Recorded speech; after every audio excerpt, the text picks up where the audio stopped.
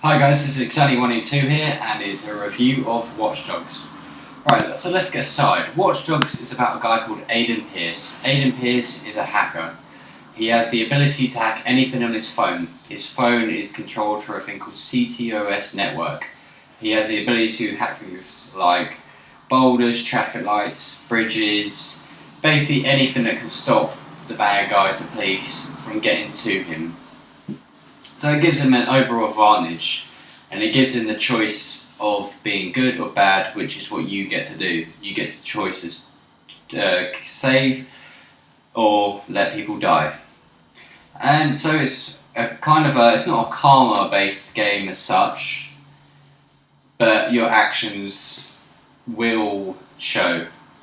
It's not like Fallout where if you do something bad, you just get bad karma. It's more like if you do something bad, everyone will know who you are and you get bad reputation as such. So kind of like karma, but not exactly like how a karma-based game is played out.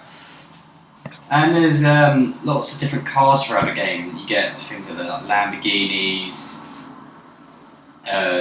anything from something that looks like a mini, motorbikes, lots of different cars which you can order on your phone. And your phone is full of different activities like digital tricks, but I'll get back to that in a second.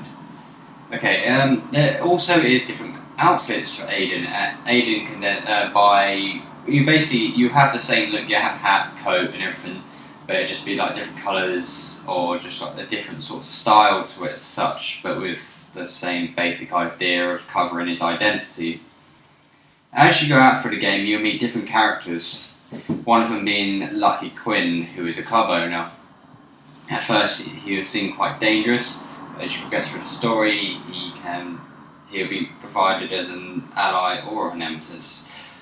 And then Geordie Chin, he is Aiden's co-worker. He helps you get rid of bodies, helps you with a lot of things throughout the game, especially at the start of the game, and he's quite a comedial or comical kind of character. And then you got Bad Boy 17, also known as Clara, and she helps you throughout the game, and she has an interesting style. She has like tattoos and a weird sense of hair. And then you also meet T-Bone. T-Bone is someone who's full of explosives, and he's quite a dangerous kind of guy, but at the same time he's quite comical at the same time. And then you meet a gang member known as Iraq. He's not exactly the best of allies, but he will be useful throughout the game. And as you progress through the game, you'll do a lot of side missions, and this could be things from gang hideouts where you have to invade a hideout and take someone down, stopping cars from getting to one destination to another as they might have something important like a delivery that's illegal. So there's a lot of things to do. Another thing that you can do is digital trips. Now, digital trips are where your reality basically changes. Reality changes because it has, for instance, just Burning City, you're in a Mustang, it looks like a Mustang anyway, and you have things that look like zombies from Nazi zombies, World at War, with the yellow eyes, and you basically have to take them down, gain points. But there's also like a spider throughout the city, which you can play as, and you basically have to take down Chicago. You have lots of things coming at you, like helicopters, cars, police officers, and you have objectives throughout the game. There are also online features. The online features is basically if you're in a game, not on doing a story, someone can then hack into your game. They will then appear to you as a normal person, and then they would have to try and hide their identity while you are being hacked. You can also hack in someone else's game, and as you do this, you have an area that you have to stay in, and it gets smaller and smaller, so it gets harder to hide. If you get found, they will then try and shoot you, and then you have to try and get away.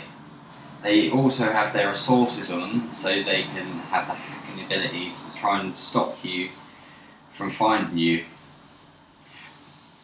But yes, it is a brilliant game overall. It's 2 o'clock. I'd give it about 9 out of 10 overall. The only reason I give it 9 out of 10 is one disadvantage, I think, is the driving. I think the driving can be improved, but overall the game is amazing. I'd recommend it to anyone who's into sort of GTA-based games and slash hacked Assassin's Creed, because it's based by the people done by Assassin's Creed. Also, the top-selling Ubisoft game in the first 24 hours. I don't know how many units exactly, but I know it is the best. So I hope you guys enjoyed the review. Please, if you want to get a new game, then check this out. It is amazing.